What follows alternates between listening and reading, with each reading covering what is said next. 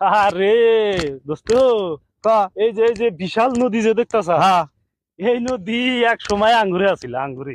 কোন নদী? এই যে এই বিশাল নদী, এই যে ব্রহ্মপুত্র বেগী নদী যে দেখতাছ, এই নদী কোন ঘরে আছিল? আমার দাদার আছিল।